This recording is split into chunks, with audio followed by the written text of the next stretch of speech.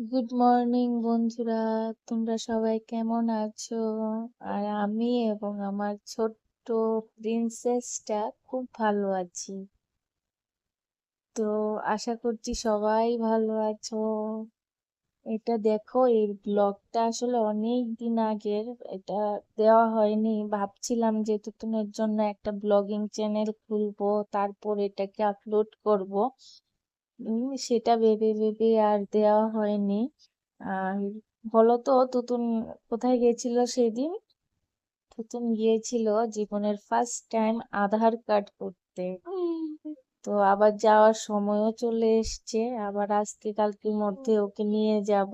কেন কি এখনো বেরোয়নি, ওকে আবার নিয়ে যেতে হবে। আর তখনও সেখানে গিয়ে তো ফটো তুলবে না, ও গিয়ে দাঁড়াবে না এমন বলছিল। তারপর অনেক বুঝিয়ে শুনিয়ে ওকে আমরা নিয়ে গেলাম। ওর বাবাও ছিল সাথে। তো একটু দুষ্টামিও করছিল, সাথে অনেকগুলো বাচ্চাও ছিল। তাই ওদেরকে দেখে দেখে ও দুষ্টুমি গুলো শুরু করছিল, কিন্তু আবার ওদের সাথে ও কথা বলবে না, দূর থেকে দেখবে। দেখো, চুপ করে ল্যাপটপের মধ্যে তাকিয়ে আছে, কি দেখাচ্ছে সেটা দেখছে। ওই এখানে আমার ছোট্ট মেয়েটার ছবি দেখা যাচ্ছে।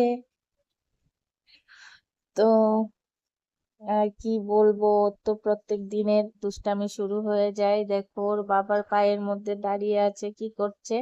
আর আধার জামাটাকে কার্ডের একদম জন্য উপরে একটু উঠে তাড়াহুড়া গেছে। ছিল বেশি, কারণ কি তো ওকে তো আমার কথা তো স্কুলেও ভর্তি শুনছেই না, করাতে আর আমি হবে। ওকে সেদিন আর গিয়ে স্কুলে তো কিছু আধার বলিও কার্ড নি, ছাড়া ওর কারণ ওর এডমিশন বাবার হবে না। সাথে ছিল, দাঁড়িয়ে দেখি দাঁড়িয়ে এবছর পারি দেখছিল। কিনা ভর্তি করাতে। আবার ওর কিছুক্ষণ পর সময়টাও এদিকে হয়নি, ওদিকে বয়সটা আরো 2 মাস তাকাচ্ছিল। কম থাকবে। এই চলে জানি না আমার ভর্তি মেয়ের হওয়া যাবে দুষ্টামি। কিনা।